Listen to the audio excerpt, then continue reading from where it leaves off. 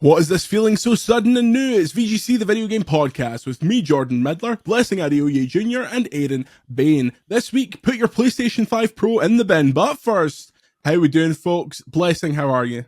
I absolutely love that intro. Are you a big Wicked fan? Look, here's the thing. I'm a huge Broadway fan, as we've spoke about before. Have the Hamilton tattoo, all that kind of thing.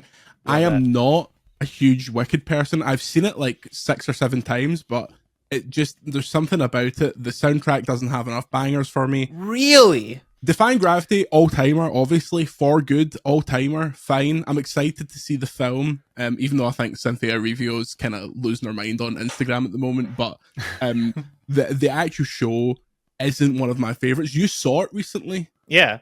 I saw it recently for the first time. It's funny, I have like a deep history with Wicked just for the fact that growing up when I was a kid, my older sister was obsessed with Wicked. And so she would play the soundtrack all the time growing up. And so for the longest time, I've known the songs from Wicked, but I actually never really knew the story of Wicked. Because like there are certain songs I'll skip every time, you know, like I had a solid maybe 6 or 7 songs that I'll have on repeat between like Defying Gravity or, you know, What Is This Feeling or Dancing Through Life. You know, there's like a solid list of songs that I used to like have on repeat, and to this day I would listen to, but I never knew the full like story of Wicked. And so I went with my friends Belinda and Yusuf, and halfway through during intermission I leaned over to Belinda and I was like, Belinda, is this a Wicked Witch of the West origin story? And she looked at me and she was like, what are you talking about? And I was like, I didn't know going into this that this is what this was. But it blew my mind. I loved it. The Wicked is the default show that people go to see when they're in the West End in London because it runs forever. Like the tickets are usually affordable. It's not like Hamilton or anything like that where you're paying hundreds and hundreds of pounds. But my favorite Wicked moment in history was the day that the Queen died. There was a performance of Wicked, and someone came out beforehand and said like, in memory of the Queen, like we will do this performance before the theatre shut for a while, and the opening to Wicked is a big chorus going, "She's dead, the Witch of the West is dead." Oh my god, that's awesome. Which was good fun. Aaron Bain, your thoughts on Wicked? I think I'm going to get dragged to the cinema in a couple of weeks. My wife's big into it, but I know this is the most I've ever learned about this show just listening to you two there. I know nothing. I mean, the Wicked film was an interesting one because they only admitted the other day that it's a 2-parter. They've just been keeping that silent for like this entire year. People knew it was a 2-parter, but none of the trailers said like part 1, and then a few days ago they were like, oh, by the way, next year. I think part 1 puts people off though, does it not? Yeah, the whole probably. Part 1, part 2 thing. That's what happened to Mission Impossible earlier this year. I'm just going to try to pivot it to something that I know about. You're like, what about Mission Impossible? Let's talk about Tom Cruise. I was on the Mission Impossible bridge in Prague last week. I was. My mate was there as well. He was sending me some pictures. Yeah. We also placed in Prague. We went. Oh, we can talk about that now. I went to Prague to play Stalker too. But the first night we went to a place to eat called Fat Cats, and the food was tremendous, but outside there was a somewhat, I can't tell if the sign was misogynistic or like anti-men, because it was like, here's a daycare for your man, leave him here to drink beer while you go shopping. And I was like, oh my god, oh wow, what year is this? That's dated.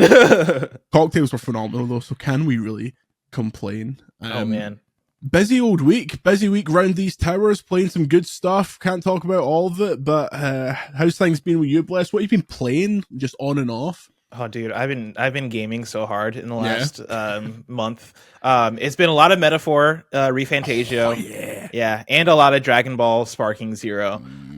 Metaphor, I am in the last probably 15-hour stretch of the game, and it just keeps going and going. And honestly, I hope it never ends. I'm like in a dungeon right now, and the combat is so fun in this game that I legitimately am like, man, I'm gonna miss doing this. Once I beat this game, I'm gonna miss like building up my party and trying to like spec into the right jobs for each of my characters and all that. It's just such a good game. But yeah, on the off times where I'm not playing that, I'm playing Dragon Ball Sparking Zero and just being obsessed with it to the point where I am like, man, this might be my game of the year. Like no joke. I played so many games this year, and Dragon Ball Sparking Zero is making me feel something unlike I felt in a video game in a long time. the reaction to, I think IGN gave it a 7, and I was like, okay, that, like, I've not played it, but that seemed like reasonable. But the reaction from everyone, it was just like, this game has done something for the culture. Obviously Dragon Ball is huge in the culture, like that is this kind of untouchable white whale, but it's been amazing to see how this game's like connected with an audience. The 7 out of 10, you know, it's one of those ones where as soon as I saw the score, I knew what the reaction was going to be immediately. Because for me, playing Dragon Ball Sparking Zero, I'm like, this is the best arena fighter ever made. Like, it's the best arena fighter. It is doing such good honor to the Dragon Ball series as far as all the references and the fan service and, you know, giving people these what if scenarios. Like, it's doing everything that you'd want out of it. But on the other hand, like, I understand where 7 can come from, because like anime arena fighters, just by what they are inherently, like, aren't for everyone, right? Like, they can be a bit finicky. They aren't like the most, like, you know, they can be a bit buggy at times, a bit weird or jank to play. But all that said, like, it is given me and a lot of the community that is, you know, into this type of game something to rally around and something to kind of like, you know, build a community around, because, you know, it's the game I've been asking for I guess 20 years, maybe like 17 years, since Tenkaichi 3. I've been wanting a sequel to that game forever, and this game, you know, plays just like it and plays a little bit better. I would even say the art style is one of the best looking games I've played all year. The music is there, the character dialogue is there. Like, it's just a jam-packed game that, again, does so much honor to Dragon Ball.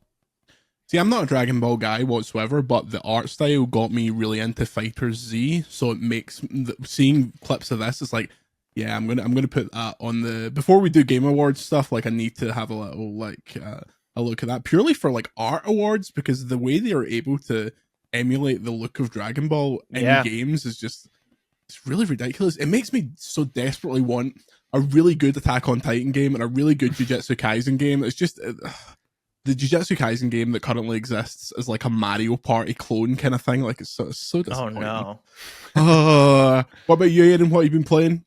Neither of those games. I'm still making my way through Silent Hill 2, actually. I'm taking it really, really slow, because it's been a big surprise for me. Because I thought it looked kind of rubbish, to be honest, from everything I saw prior to release. You're not alone, to be fair. I think the expectations for that were kind of in the dirt at the start of the year. Yeah. And I was only really recording for work, and immediately I was like, oh, this is pretty cool. And what they're doing with like the lighting and the sound design, I think, is like, and the haptics, it's probably like the best use of haptics I've seen outside of Astral, because it's genuinely like giving you, like, part of the fright and the scares are like down to the haptics. I've never seen a game do that before. On top of that, I was playing Arizona Sunshine Remake earlier just to dust off the old PSVR 2. Yeah. Blew the 10 inches of dust off the PSVR 2. Dude, I don't even know where my PSVR 2 is at this very moment. I have no idea. Yeah. Oh, no. It's such a good headset. Just, it's still, there's nothing to do on it. Yeah. Anyway, let's get into the news. Speaking of PlayStation, former PlayStation executive Sean Layden has said he believes the game console power arms race has plateaued, and that the majority of consumers are not interested in marginally more powerful machines. Layden was speaking to VGC over in Gamescom Asia. That's where Andy is, by the way. He's hooring it and touring it over at Gamescom Asia in Singapore. Quote, "We've done these things this way for 30 years. Every generation, those costs went up and we realigned with it. We've reached the precipice now where the center can't hold. We cannot continue to do things that we have done before." Layden added that he believes that in order for the console market to remain healthy, players this must also appeal to a broad audience and consumers who weren't previously players. Quote, "It's time for a real hard reset on the business model, a hard reset on what it is to be a video game. It's not 80 hours, not 90 hours. If that's what it is, it's a whole different category." When asked about the future of console hardware, Layden said he believed that the power boost on its own would not appeal to the majority of players. Quote, "It's plateaued. We're at the stage of the hardware development that I call, quote, only dogs can hear the difference," he said, editorializing. That's quite funny. Quote, "If you're playing your game and sunlight is coming through your window onto your TV, you're not seeing any ray tracing. It has to be super optimal. You have to have an 8K monitor in a dark room to see these things." Editorializing, I don't think that's the case. We'll come back to it. We're fighting over teraflops, and that's no place to be interesting thoughts from the man that kind of spearheaded Sony through an incredibly successful generation. Bless, what do you think of Mr. Layden's thoughts on power? Yeah, I mean, I think he is definitely exaggerating to some extent there, especially talking about, oh man, you can't see ray tracing unless like you got the like if you got the sun shining at your TV. It's like, okay, well that's not the case. I can tell when ray tracing's on or off, and like I think from what I've heard, I've not been able to see the PS5 Pro for myself, but Tim at Kind of Funny has seen it and talked about it, and hearing him talk about Gran Turismo 7 or talking about Final Fantasy 7 Rebirth in the before and after of playing on a PS5 Pro versus playing on a base PS5. It seems like there is a tangible difference there that I think, matters to somebody like him who is very passionate about fidelity and very passionate about getting the most high-tech, high-fidelity experience possible. That said, the soul of what Layden's saying, I kind of get, and I think I might side with him a little bit as far as I think we are getting to a place where console generation, jumping from generation to generation, I think is meaning less and less to people, especially because I think that's backed up on the business side as well, where you're having all these games that might be PS5 exclusive also come out for PS4 at the same time, right? Like, correct me if I'm wrong, I believe like God of War Ragnarok was PS4. Yeah. Like Horizon Forbidden West came out on PS4. The PS5, truly PS5 exclusive games feel a bit more few and far between, more so than previous generation jumps. And I think that's going to continue, right? I think when we get to PlayStation 6, that's going to continue. If we get to PlayStation 7, right? Like, I think the more and more we add in the new generations, the less and less we're seeing, I guess, the tangible feeling of a difference. Even if, even if in reality, I know there was the quote from, I think it was Sarah Bond, when they talked about how they're working on the next generation of Xbox, they mentioned that it's going to be the biggest leap for an Xbox. But the biggest leap might be true in terms of numbers. Like, it might be true as far as like, oh yeah, if we jump from 4K to 8K, like we're doubling the K, like, that's more so than the jumps you had previously, or, whatever metric you want to put it by. I can believe it in the literal sense, but in terms of what we're feeling, in terms of what I feel when I jump from PS2 to PS3 versus PS3 to PS4 versus PS4 to PS5, it feels like less of a noticeable jump for me as a player. And so, I think the question about what to do with that information that Sean is talking about ends up being where the interesting conversation is, which is, how do you maintain interest in the audience? How do you, curate to an audience that might be feeling fatigue on that side of things? Do you compete with content? How do you compete with content? That's the stuff I'm curious about. Yeah, I think there's an issue with being invested in a medium during its first 50 years, where while the three of us weren't alive for the nascent stages of video games, we have lived through the most transformative period of it. There will come a time when the changes are so small that the people in our position age-wise will have only known PS4 to 5 to 6, to the point where it becomes iPhone style refreshes. It's like small bumps for the heads. The heads know this one is like 5% faster or whatever, but it's not that thing that is this kind of all-consuming change like it used to be. Aiden, do you think Sean's on the money here? I know we're in the camp where we like the newest, freshest, but I think he has... he knows what he's talking about. I feel like it's one of those things you could easily argue it, like we've been saying, it's not as big a jump, it might not be perceived as big a jump from what we had in the earlier generations, but at the same time, looking back on what we had with the PS4, and I don't always see it necessarily as just the games either, it's like the hardware as well. Yeah. I would hate to go back to PS4, knowing how long the load times are, how loud the fans are. Yeah, there's things beyond just like the graphics, and I think that's like a lot of people put it all down to graphics, but it's not always just that, and it's not always just the kind of hardware side either. It's the things that the game can actually do, like the hardware itself. I'm going to bring up a game that you love, Jordan, the Finals. Oh, yeah, hell of a game. This game, though, like when you think about the destruction in that game, that was not possible on previous generations. Like, even if you look back and what was going on in the PS4, that was not happening at all. And that's the thing that, like, maybe it's not let's put side by side these two faces and see how many pores we can see, but it's things like that go along with it that I think are making the big differences, at least for someone like me. And I know we're saying we are into that stuff, but I do think people notice it, or maybe maybe it's something people don't appreciate in the same kind of way. What do you think? Yeah, I think it's a case of, in our position as the hyper consumer, there is nothing about games that we don't know. That's what it says on my tattoo, at least.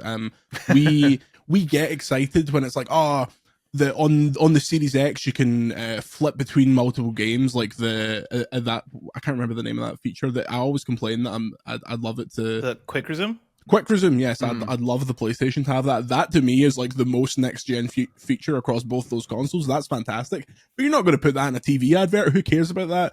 Only the hyper consumer that is playing 1,000 games. Like all the PS5, all the original PS5 reviews look so funny now because all of them are like, this controller's the future. Every game's going to use it. It's going to be amazing. And then like no game used it apart from Returnal and a bit of Spider-Man. Only kind of first party stuff.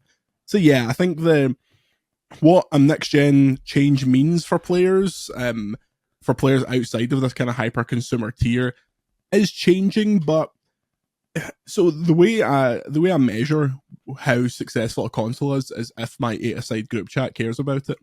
And as soon as the PS5 Pro was spoken about, one of them came up to me and said, I hear that GTA 6 is going to look much better on the PS5 Pro, so I'm going to get it. That's all they need. Like, they need that kind of thing. So I don't think that, even though, yes, the teraflop race is very boring, I don't think anyone outside of this area of kind of the enthusiasts cared about that in the first place. In terms of PS5 Pros, Blessing, where are you at with it? And I know we're in a weird situation where we might end up with them, but are you getting one? If you were in a situation where you weren't going to get a company one, would you get one? I don't think I would, at least for now. You know, I'm somebody who I don't even play games on a 4K TV. I play games on my monitor at my desk, and so I think like a lot of the benefits of a PS5 Pro would be a bit lost on me. Like I know that I'll still be able to see like better fidelity in games, right? Like a lot of it is happening not just on the 8K level or whatever, but it is happening like It is I forget what the PSSR and the pisser? the pisser. Thank you. I didn't know if I was allowed to say that on all these platforms, but it's the PSSR and it's the ways in which you can get ray tracing and performance and all that stuff. Like that stuff will be noticeable for me if I got the PS5 Pro, even playing on my regular 1080p monitor, but. For me, it's just not worth it right now. Like I don't have the desire. I'm not in a place where I'm looking at these games and I'm like, oh, this is ugly. Even Final Fantasy VII Rebirth, which I think might be a bit more noticeable in terms of the visual shortcomings when you're looking at like textures in the background and things like that. Like I didn't have a problem with it. Like that's stuff that I think, again, you might have to be somebody who is a bit more, who has more of the eye for that, for that kind of thing to really care on that level. And so if it was like $300 to $400, it would never be $300. But like if it was like $400, $500, I'd be in the maybe camp. For $700, it's not in the cards for me at this moment. Yeah, I will get one by hook or by crook. And the thing that really sold it for me was I've played a few games this year where it's already been in the back of my head, like, I bet this would be a bit better on PS5 Pro. I bet these issues that I'm currently facing would be fixed on PS5 Pro. Is one of those games Dragon's Dogma 2? Well, yes. I had to think. I was like, what is a game this year that didn't run well?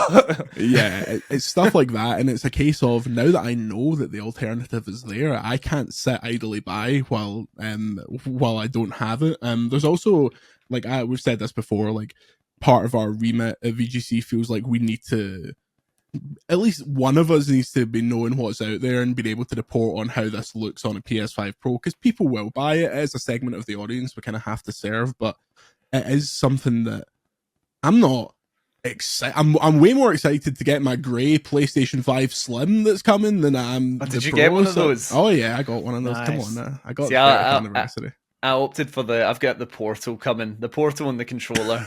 The Portal that stayed in stock for like 8 days after it went on sale because no one. I'm going to be one of those happy customers. What about you, Aaron? If it wasn't a work thing, would you be day one or would you be leaving it? I think I'd be day one, to be honest. I'm a sucker for, like, they go, if this is X times faster, I'm like, all right, cool. You do not need to tell me anything else. I was the same with the PS4 Pro. Admittedly, this is less of a, it's a harder sell with this one than it was with the PS4. But No, I'm totally up for this. And immediately as soon as they announced it, I was thinking about all of the games that like like Alan Wake 2. I can't wait to play Alan Wake 2 on the Pro. I'd like to see all the enhancements of all these different games that maybe, like, we're pushing the PS5 already and it could just go that little bit further, like Dragon's Dogma 2 as well. There's things on the PS5 that I'd love to see on the Pro. So when it was announced, there's just a new...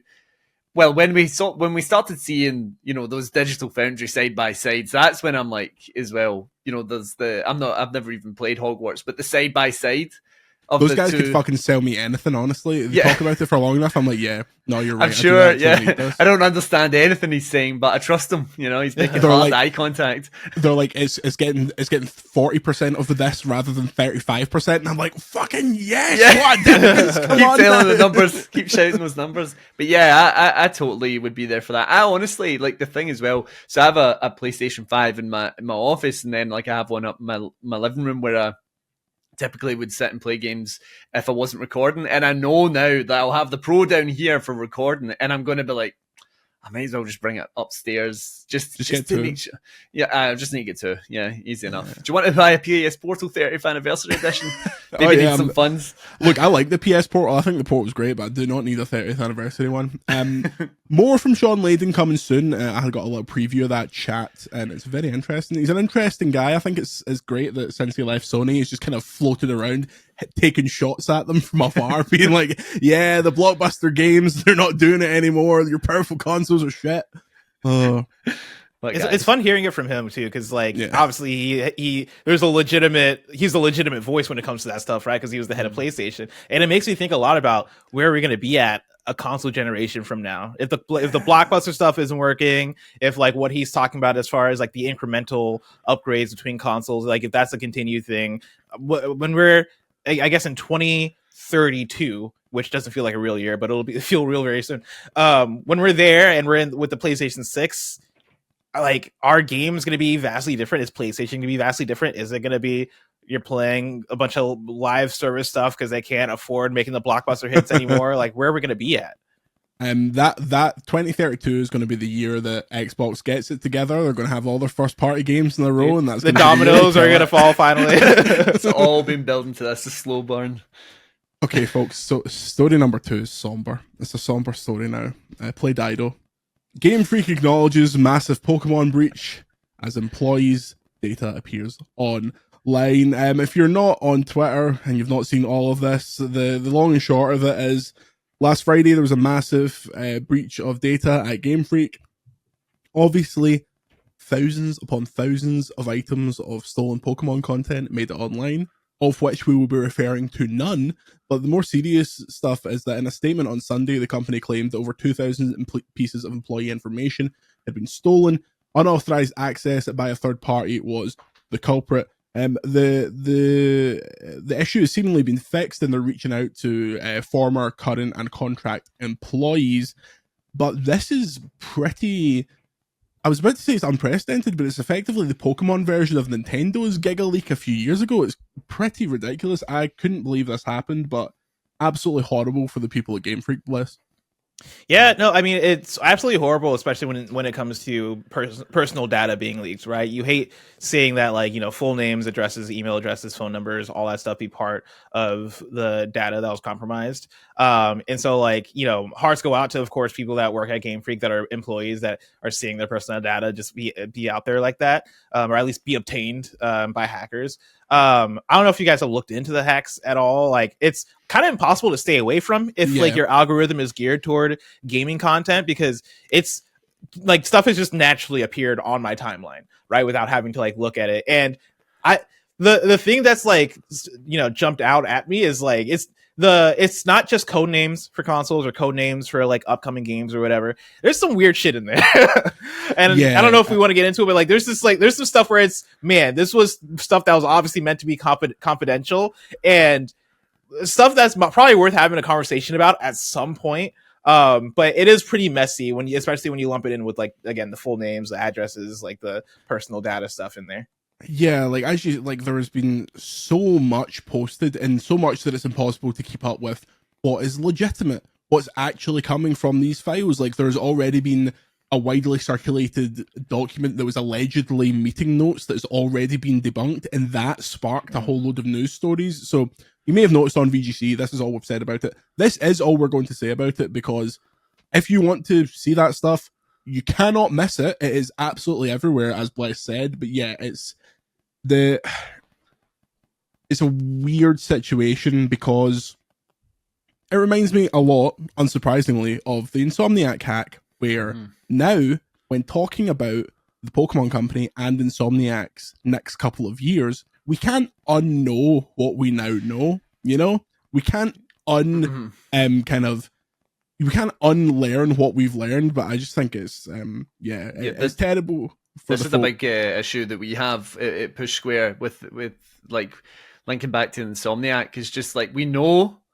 But it's like, we're not really, we kind of took a stance at the time not to cover that stuff, just to report that it had happened, but not including the information. But it is tough when it's like you're doing, coverage on things like, here's the games that are coming. And they're like, yeah, but we know this is coming. I'm like, yeah, but we know that in the wrong kind of ways.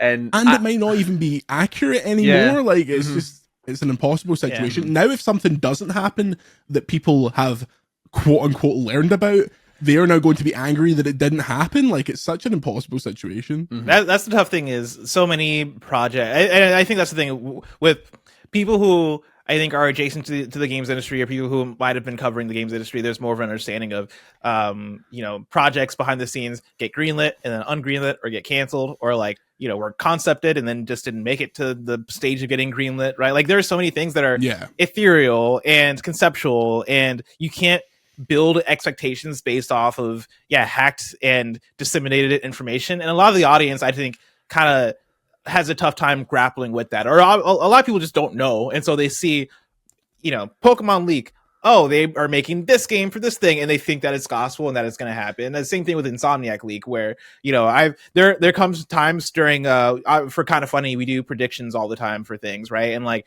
any state of play, I'll see chat be like, oh, what about this Insomniac thing that was in the leak? Yeah. And I look at things and I'm like, you don't know that that's going to happen. There's a high chance that project doesn't happen. Like, I've had conversations with people like behind the scenes who like have worked for PlayStation about certain things that, like, and they're just like, yeah, no, that's not that, like, that thing isn't going to happen, or this thing. Like, things change, and that goes for this Pokemon thing as well, where like, you can't really take anything here as gospel.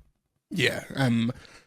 Especially with, it's weird because people want the games industry to be more like films, in the sense that it'd be more open, like projects are announced far much further in advance, but it feels like in films there is the built-in expectation of, when Marvel announces the next 10 years of their stuff, some of those year 7, year 8, year 9 films are never going to happen, never spoken of again, who cares? Whereas that kind of thing happening in gaming becomes like a top 10 announced games that were cancelled. Like, we need a kind of re-angling of what the expectations are for development. But I think as well, there's a lot of places that will, I'll have friends come up to me that aren't super into games, and they'll be like, oh, I'm hearing this is happening, and I'm like, where did you hear that exactly? And there's there's a lot of places that will just like post things in the titles. People don't read the articles as well. There's kind of clickbaity stuff, and it's taken from all this. And I never really quite understand. Like, I get that it's hard for people not to look if they know the information's there, but at the same time, like, I'd a million times rather know, like, if we're talking about Insomniac, I was on a stream with you, Jordan, actually. Years ago when they announced Wolverine, and you were freaking out. Yeah, we went fucking mental because it was like, I think you that. So I remember just being drained. I was like so tired. I looked dead behind the eyes, but you were freaking out, and like that, moments like that don't happen the same. Like if all these things are happening, and that's what I really dislike about it. It takes away some of that, like that spark and that excitement that you used to get when you were a kid.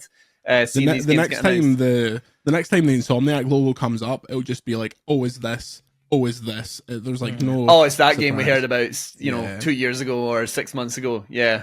Shame. Okay, next story. Final story before the break. Bandai Namco. It's been a long day. I'm the only one on VGC today. It's been a long day. Bandai Namco has reportedly cancelled several titles and is cutting its workforce.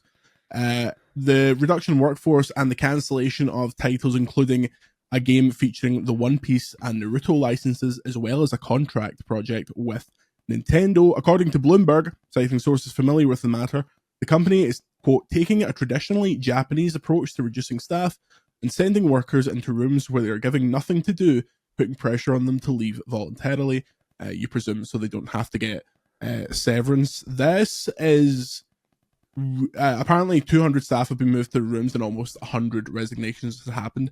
This is quite surprising to me, considering Bandai Namco seemed like it was one of these studios that were kind of killing it. I mean, they have Elden Ring, they have their anime properties. This came as a bit of a surprise, Bless. What did you think when you heard this news? Yeah, I was also surprised because this news came out the same day that it was announced that Dragon Ball Sparking Zero sold 3 million copies in 24 hours, which is an insane number. You go back and Bandai Namco published Elden Ring, which is done, gangbusters. They published Armored Core, which I guess I don't know the sales on Armored Core, but I imagine for what Armored Core is, it probably did within expectation. Having Elden Ring certainly made up for letting FromSoft do their own kind of thing. And so I wonder how that money gets divvied up. Dragon Ball obviously is a licensed franchise, and when Bandai Namco, develops these anime titles, they're all licensed, and so I'm sure that money has to get divvied up in some way that where the IP holders are going to get a portion of that. But yeah, if we're talking about if you ask me the question, what game publishers are doing the best right now as far as just consistently making titles that seem like they're selling, I would have said, Bandai Namco for sure. I don't feel like I'm seeing that many misses from them. So it's surprising in that respect. The cancellations. First of all, the practice of having those workers moved into rooms where there's nothing going on and kind of forcing them to overtime resign. That's such a shady practice. I don't know much about this is the first I've learned about that, right? Yeah, as a practice culturally. And so I don't know how often that happens in the country, and if that is no, everybody does this, this is the expectation, or if that is a thing that people try to push up against. But that alone, I'm oh wow, okay, well, I would have assumed why don't at that point just lay them off and give them severance or whatever. I think it was something to do with to fire them is to disrespect their prior work. It's something along those lines. It's is it a thing of trying not to have a bad mark on your reputation saying, or your resume? By being fired, it's almost like you're saying you didn't do a good job before, or something along those lines. I'm no expert on it, don't quote me. But yeah. That's the thing is, I don't want to speak too strongly on it because I'm just unaware, and this is the first I've heard about this is from this story. But moving on to the cancellation stuff, games, including One Piece and Naruto licensed games, that's a surprising thing, especially coming off of how strongly Dragon Ball has been performing. And then a contract project with Nintendo, I'm so fascinated on what that would have been. We've seen them collaborate in the past on big titles, and so it's a surprising story overall. I'm doing some double checking here, but I think they did the most recent Pokemon Snap, and I wonder if it was another Pokemon Snap game.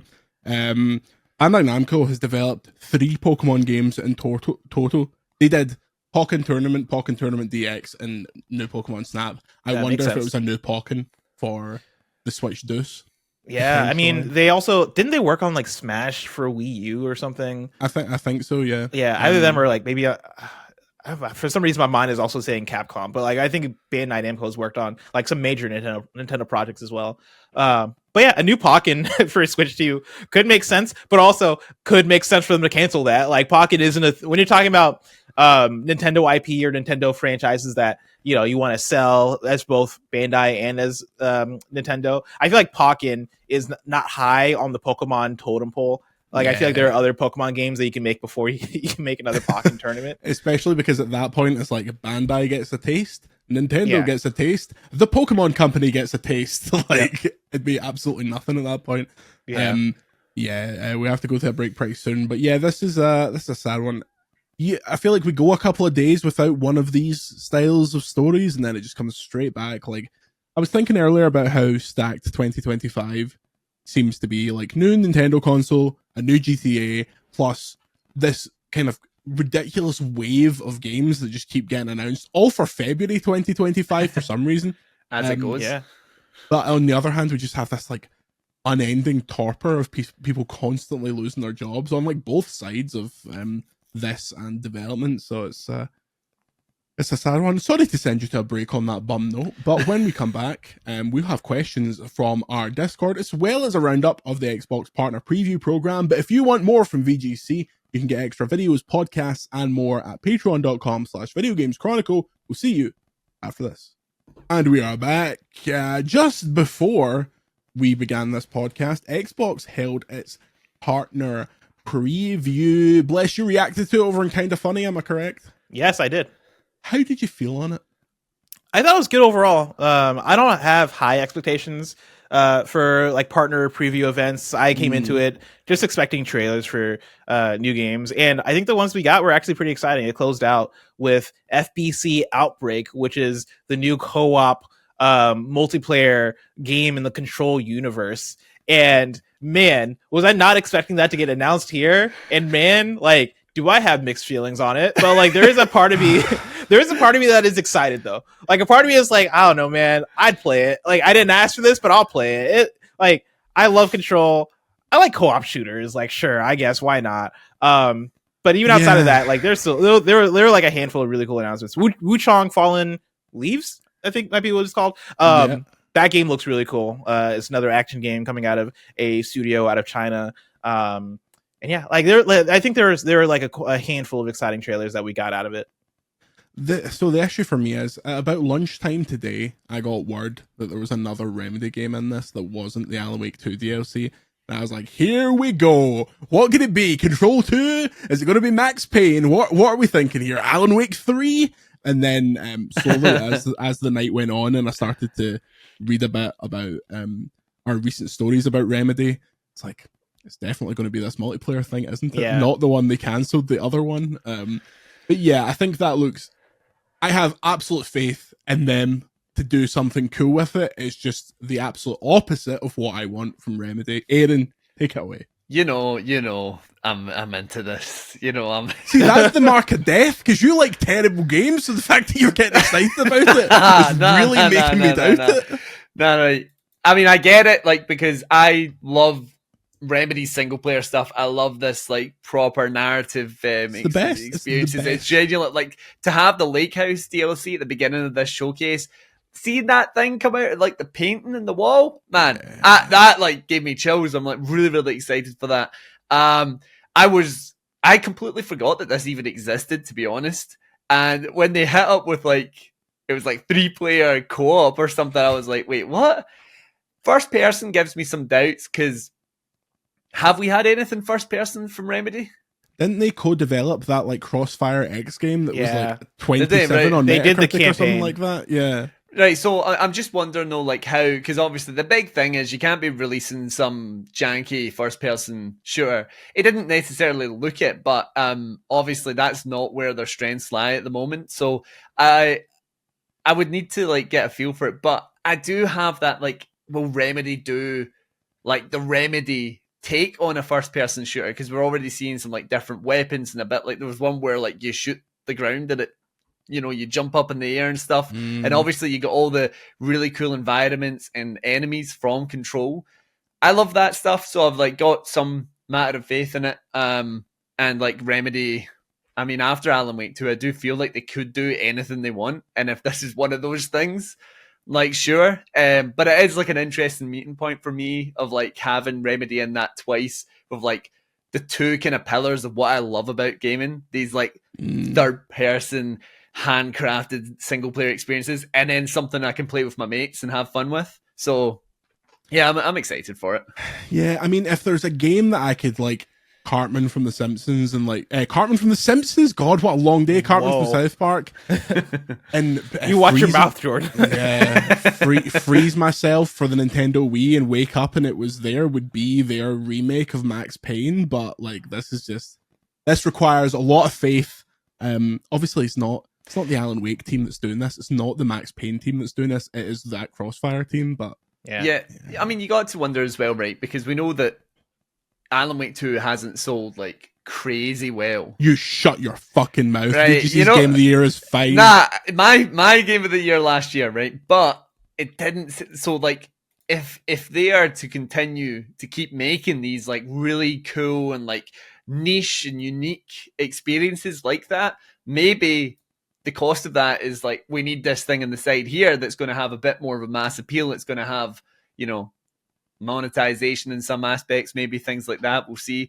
But yeah, I do think it's like you need both in some aspects.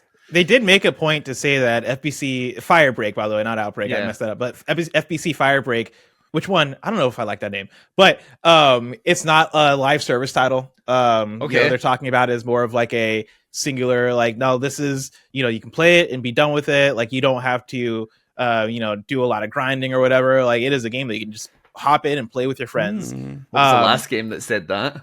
Do you remember? I mean, Outriders? Was that Suicide Squad said exactly what that. A game? What a fucking game? They said you don't need to grind. We don't want this to be a job. You can come in, you complete it, you can play with friends and come back at a later date.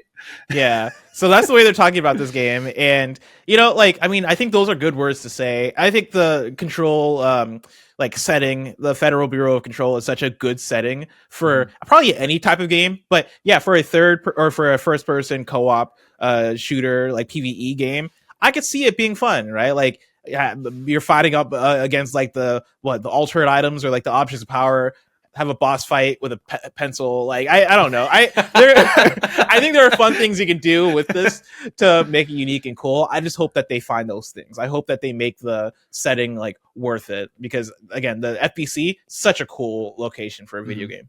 Mm-hmm. Yeah. I mean, I would pay £25 to play as Sam Lake, but that's probably just me. Finally, out of this, Like a Dragon, Pirate Yakuza in Hawaii, looks like it's probably going to be the game of the year. GTA 6 be damned. They showed off some of the naval combat. They showed off Samoa Joe. Shout out Samoa Joe. I love that RGG has got the green light from Sega to do whatever the fuck they want forever and always. Bless, where are you at with Yakuza? Are you Yakuza head, or in a different universe, in a different timeline? I think I would have picked Yakuza over Persona. Yeah. But like, it's just one of those things where that game just demands so much of your time, especially because they keep releasing them. They don't even give you time to like digest the previous one. They're like, oh, here's another one and another one and like. There have been more Yakuzas / Like a Dragons this console generation than like I think any other franchise, right? Especially if I factor in Lost Judgment in there too. They just keep coming. And so I've not been able to like get as deep into these games as I'd like. I'm very happy for this fan base because y'all keep getting fed. But yeah, I played like maybe the first 12 hours of Like a Dragon, and I played 12 hours of Infinite Wealth, and I played the first 8 hours of Lost Judgment, and I never dislike it. That's the thing, is I'm always like, man, these games seem cool and fun and have a good vibe, but they're never enough to keep me until the ending for some reason. Yeah, I review these games and it's a long old slog, but like they couldn't be doing better at the moment. Like, they're in such a golden period that I'm willing to let them do whatever they want. The fact that they're just like, oh yeah, Majima, people liked him from the prequel games, make him a pirate, why not bring him back? Let's just bring every single other character into this as well. Samoa Joe, why not? Is there a place you want them to take it? Because we've gotten, I know way back in the day, you got like the zombie Yakuza game. We got the like samurai one from like Ishin. You're getting a pirate one. What's left for them to do? Space, baby. Yeah, space. Let's go. Space Yakuza. I think like obviously the most recent one was quite heavily, like there was parts of it in Japan, but it was obviously very heavily in kind of Hawaii and outside. I think modern Japanese setting, I'm always going to be a sucker for, because it's just such a nice walk around Japan simulator. But the retro stories they tell are also great. So I don't know, for like a, well, I think the next one would be Yakuza 9, I think. I'm not entirely sure. I feel like we kind of need to, at some point, completely divorce from the Kiryu like arc, because at this point, it's a bit Star Wars in the sense that everything is related to Skywalker, and somehow, like, it'd be cool to see a Yakuza game that is completely divorced in all ways. And even when it's divorced, it doesn't have Kiryu, like, rocking up 5 minutes from the end going, by the way, I'm still here. But, yeah, anything... I suppose they've fully told the Dragon of Dojima story at this point. Just remake the first one again. Yakuza Kiwami remake. I will play this with bells on. No, it's no longer coming out on February 28th alongside Monster Hunter and Assassin's Creed and 50 other games. It's coming out a week before. So Aaron, get it completed in a week. Well, I think Assassin's Creed is the 14th, and so I think it's sandwiched between Monster Hunter and Assassin's Creed now. Get Assassin's Creed completed in a week, then get Yakuza completed in a week, and then you're on Monster Hunter. I think Avowed is the 14th also. Don't worry about that. They're gonna move that one as well. I have to say, like, this game is like the point where I was like, I will never. This is just completely off limits for me, this series, because it's just never something that's never really appealed to me. And then just even speaking out the title, was it like a Dragon Pirate Yakuza in Hawaii? Is that like the full title? Yeah. That to me, I'm just like a Dragon Pirate Yakuza in Hawaii. I check out. But something you're saying last up, you forget to mention that Chroma game from Bloober. That looked awesome. I mean, it looked cool, but they've not really said anything about it. Just Bloober's made one good game, I'm not convinced. I'm one good game. It's true. But I mean, I was surprised to see them there, and I mean, that's very much up my street, like dark, grotesque sci-fi. So I'm there for that. Old women getting mutilated. That's what you're all about. Yeah, specifically that moment in the trailer. Aaron's a big chess fan. Yeah. I also want to shout out Eternal Strands. That was one that I was very excited to see more from. That's the game that's coming from Yellow Brick Studios, which is the new Mike Laidlaw studio. Mike Laidlaw, who worked on, I think he worked at Blizzard, or not Blizzard, BioWare. Yeah, and this game looks really cool. It looks like a mixture between Breath of the Wild and Immortals Phoenix Rising, and like there was some Shadow of Colossus in there as well, where it's like very elemental based, and so you can like burn things and freeze things. And I think one of the things they mentioned in their post about it is that you can like, freeze a flying dragon's wings so that it falls to the ground. That kind of stuff I really love. Like, I'm a big Shadow Colossus person. I'm a big Zelda Breath of the Wild fan. And Eternal Strands looks like it's combining a lot of things that I really enjoy about those video games. Excellent. Before we get into questions, the first Astrobot speedrun level is out. Jordan Midler on PSN if you want this smoke. However, I wouldn't recommend it because I'm pretty fucking good at this game, okay? I'm going to add you right now. I have you already have me? We played really? FIFA together? Oh, yeah. You don't pop up that much, but maybe probably because you're not doing that much on that platform, huh? I'm always heading. Get your ass into the chair and play some video games. I'm always All right? Stop writing these articles. Pick up a fucking controller, Jordan. I've sailed too close to the wind too many times, so now I just make... according to my PlayStation, I've never played a single game. I've never even turned it on. Don't worry about it. I mean, honestly, same. I don't think I've like connected my PlayStation to like sync my trophies in maybe like 3 or 4 years. But yeah, Jordan Midler, all one word. I have a Brock Lesnar profile picture. Add me, get in about it, and we also have a Discord channel to like bam each other up about it. No one's came fucking close to me, so I mean, if you can do that, just you wait, bud. Just you wait. Sure. Yeah, sure. Questions. We have a question from Michael Gulliver. Is it possible for Jordan to remotely captain Blessing's football team? That team needs a win. Bless, what's going on here? What's the problem? It's a lot. I started playing in recreational. I've started playing recreational soccer. I'll say football for the sake of the podcast. I know this is a European podcast. So I started playing football last year in a rec league, and every game we've just gotten our shit handed to us. It's one of those things where we signed up with a lot of beginners and a lot of people that just, didn't play a lot of football. And like, it was honestly, we were looking forward to it being a, recreational thing. Hey, let's have fun. Let's work out. Let's get some exercise. The problem is that we learned very quickly is that nobody signs up for recreational football just for fun. If you're signing up to play rec league football, you are hardcore about it. And so even though when you go to the website, it has different levels, it has super social, recreational, intermediate, competitive. They have these different levels. We signed up for the lowest one. Even at that lowest level, all these teams that we've ran into have been tryhards. And so, season one, our first game, I think we lost like 12-0. There was a game where one of our people broke an ankle. It's just been a terrible run, and that started up about a year ago. It was like last November.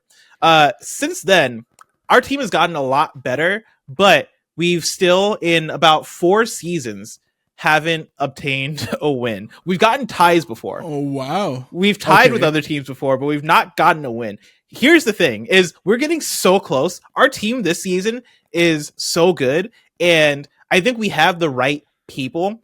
We just don't have the right chemistry all the time. We have we have a couple stars on our team, right? We have Juan Pablo. There's this new guy. He's Juan's brother. His name is Andres. They are incredible. We have a girl named Serenity who is awesome. The problem is sometimes people like to hog the ball. You know, yep. we have some stars on the team that don't want to pass to other people, and I'm like, I'll be watching some wide open passes, some perfect passes that will lead to scoring opportunities, that will lead to goals, and like people just don't want to share the ball because they're afraid that like people are going to lose the ball. It's a whole thing, but we're getting close, and I think we're approaching. Next week is the last game of the season. I'm the team captain. And so nice.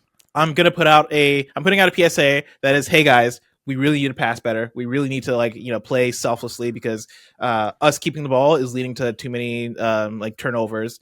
And I think we're going to be locked in for this next one. I'm also the starting positions. I think, everybody has also found a position that they feel very strongly about. And so I feel like I am rock solid on defense. We have a Cool Greg is also playing with us. Cool Greg works at Kind of Funny. He plays a great midfield. I think next week's the one. So when this might be a cultural difference, but when someone doesn't pass the ball or perhaps loses the ball in a foolish manner, does the rest of the team let them know very violently how much of a mistake? No, we're way more polite about it. Like that's the thing is. We're such a we're all here to have fun kind of team. Yeah. We're all supportive of each other. We also all know that we're the worst team in the league. And so, I think because we're all here for the common purpose of just having fun and still maintaining a good vibe, nobody wants to get on another person. That said, this last week I almost got close to it because my issue isn't when somebody loses the ball or somebody has a bad pass or anything like that. I can let slide so easily. We all make mistakes. I make mistakes all the time. My problem, because we're in a co-ed league now, we have this girl named Serenity. It's her first season with us, and she is such a good player. She's an incredible player. But there are men on our team that don't want to pass to her, and that's where I started getting mad last week. Is we had she was positioned well so many times on offense. She had goal scoring opportunities that should have been opportunities if somebody passed the ball to her, and the dudes didn't want to pass the ball to her. And so that's where I started to get mad, and I think I had a bit of an attitude last week because of it. And now going into the next game, I am going to let those dudes know, like, hey, you need to pass to her because it's becoming a problem here. Yeah, that's where I speak up. That is definitely a cultural difference. In my weekly games, if you place a pass within the first 5 minutes, you are screamed at from the rest of the team as loudly as possible in the most insulting every week there's multiple fights in our games, not full on fist fights, but pushing and elbowing each other. It's super violent and physical, and I think that is endemic to the Scottish game. Dude, I gotta come out. I don't know when I'm gonna be in Scotland, but if I'm in town, I want to play a game with you. I definitely want to participate. Are you fast? Are you quick with the ball? I'm fast. If you're fast, you're gonna be the fucking best player in the team because it's just rough old guys that we play with, and every time someone comes in and they're fast, it's fucking Ronaldinho's here. Here's the problem. I'm fast. I have very low stamina. I run out of breath very quickly. So as long as we have subs and I have the option to sub out, then I'll be good. We don't play with subs, but we also don't begrudge someone who just sits at the back for a while and just kind of walks. As long as I can, walking's fine. Yeah. As long as if I can sit in the back and catch my breath a little bit, I'm willing to I'm willing to be wherever you need me to be. You know who's an absolute fucking baller? The Queen Mother, Alyssa Marcanti, dying to play with her at one point. She's oh yeah, I there. see. Yeah, she plays football as well. I've not seen her game though. I've not seen her actually play. They're fucking serious about it in New York. I think it's because it's the closest city to Europe, so they get a bit of that real football and nous. Like they're pretty serious. Love that. Yeah, more. We gotta play together. We really do. Next time if you guys come to town for GDC or something, we'll get you, like, we'll have you guys sub in for us during a league match and like surprise everybody. I would get like you'd I would fall be out with every single person on the team. This is the problem. We know the way Americans feel about the C word, and I cannot play football without employing it liberally. Like, I would be on for 2 seconds, and the ref would be like, "Calm it down, guys. Calm it down." Like, listen, you. Dude, let it fly. We need that energy. Yeah. Maybe I'll become like your Pep Guardiola, just standing at the sidelines, like giving you a bit of the old tactics. Love that. We could talk about football forever. Let's go to the Discord for 1 or 2 before we wrap. Remember patreon.com/Video Games Chronicle to join our Discord party. Viva La Hazi asks, should the Game Awards do more to celebrate those making the games rather than the usual high-level people? Make it more like the Oscars, where those doing the grunt work get more recognition. I suppose this is an ongoing issue with the Game Awards, where the old joke is in the middle of the Oscars there aren't trailers for the next 10 years of films. How do you feel it strikes the balance right now, Bless? Do you think it's more work to be done? I feel like it's a difficult thing to ever get right. Yeah, I think it's the tough thing of the Game Awards trying to promote and get eyes on it and, be popular versus, honoring the devs. Like, because I would love more devs to get stage time, right? Like, present more awards. Like, I'd rather hear from, people who worked on the big games from the year, or like personalities that we know within the video games industry, as opposed to big celebrity like Timothy. Listen, I love Timothy Chalamet, but I'm like, does Timothy Chalamet need to present a game of the year? Modded Controllers 360. Come on now, that's put some true. Respect on the name. That's true. Like, he has that connection, but like I think that's the balance of it. I get what Jeff's trying to do, because having Timothy Chalamet on stage, I think, provides the legitimacy that Jeff is looking for in order to like look at sponsors and go, hey, look, we're legitimate. We have Timothy, and we have, this film producer or this actor or this musical artist.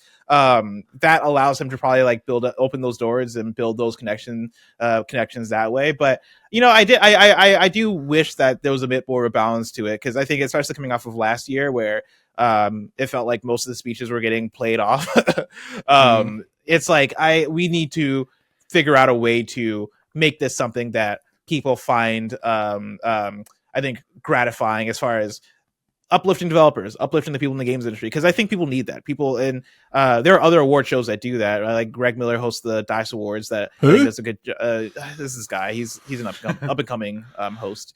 Big fucking tall guy, way taller than you expect him to be. And it's funny. You think he'd be tall. He's actually 5'5" in real life. People don't know that. Yeah, I would think he was 5'5" because he drives the smallest, most stupid car I've ever been in my entire life. I hate being in that. It's small for me, and I'm like, dude, I'm actually a short person. So what are we doing here? Me and him were like shoulder to shoulder, like going for lunch. Like, yeah, this is fucking great right here. You stupid Ghostbusters car. Yeah, but yeah, you have other award shows that I think do a better job of that. But I think the Game Awards should also try and find that effort, because it's the biggest one. It's the most visible, most popular one.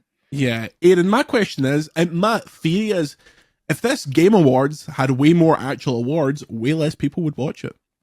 Yeah, it's a fine balancing act, isn't it? Because like, people don't. I mean, to compare to the Oscars, they were having the exact same issue just a few years ago when they were playing some of the like lesser awards during ad breaks, and you weren't getting to see those.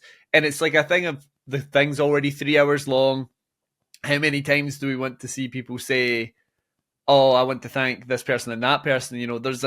There's like elements of it that would be nice, and then there's elements of it, how practical would it be in terms of like keeping people engaged? And I think there's a balancing act to be done, for sure. But like, I always kind of do enjoy the tackiness of it in a way, like let's watch some stupid trailers and see their awards, and then the celebrities turn up. I've always kind of liked that. But I do agree that there should be a balance in that. But at the same time, I'm not always sure that the Game Awards is the place for that. In the sense of like, if you want the proper like uplift and giving, the actual workers the time of day and a bit of the spotlight, like, are people gonna watch that in the same way that they do the Game Awards? I don't think they are. I think they could maybe potentially do it. Like, they already do the pre-show thing, so maybe it's a lot to ask, but like a 2-night thing where the first night really heavy on awards, lots of time for speeches, and save the big blockbuster awards like Game of the Year and all that stuff for the next night, because everyone's in town at the same time. Like, it's possible, but I think it's just potentially a big ask. Money as well. Money as well. There's a lot that Jeff and that show does very well that I don't think he gets enough credit for, but there are certainly issues. Speaking of things with issues, VGC the Video Game Podcast has come to an end. Thank you very much for watching, listening. Remember, more podcasts, videos, and more on patreon.com/video games chronicle. This Patreon thing is going well. It was pioneered by a little indie company called Kinda Funny. Where can we find Kinda Funny? Blessing. Of course, you can find Kinda Funny on patreon.com/Kinda Funny. You can watch our videos on youtube.com/Kinda Funny Games. Of course, we have multiple shows that we do. We have Kinda Funny Games Daily, which is all about video game news, and we have Kinda Funny Games Cast, which is all about the hottest topics, reviews, previews. And so if you want to hear me talk more with a group of dudes, just a group of guys, and some shenanigans going on, you can catch me over there, youtube.com/Kinda Funny Games. Excellent. And I know that it might not be in session the next time I'm in town, but get me on Game Showdown and let me fucking do this properly, okay? Oh, do it properly. Okay. Let me do this shit for everybody talks, everybody's confident about Game Showdown, and then they get put in the hot seat. And not everybody's prepared for it. And so I hope if you're going to talk that shit, that you're able to back it up. I will talk shit forever. Will I back it up? Who can say? Not my problem. That's a future Jordan problem. Fair Aiden, enough. where can we find you? You can find me on YouTube. I'm going to do the full thing like Blessing did. It sounded professional. YouTube.com/push square. You can find me there doing all things PlayStation. And yeah, pretty good channel if you ask me. It's just me. Not so sure about that one.